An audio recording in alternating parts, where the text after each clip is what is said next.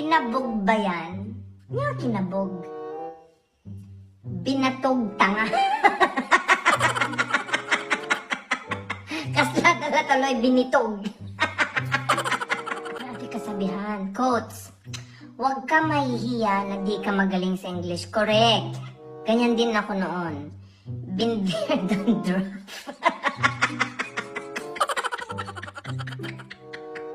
Ate Pay, may sapay. Mukha lang ako di marunong mag-English. Pero looks can be deceiving.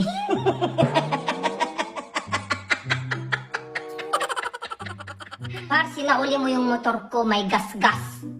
Iniwan mo lang dito sa bahay, wala nagunguton.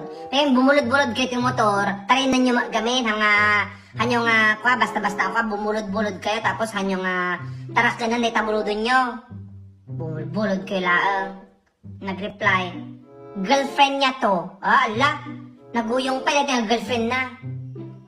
Isa ka pa, Rose. Pahatid-hatid ka pa, hindi ka naman maganda.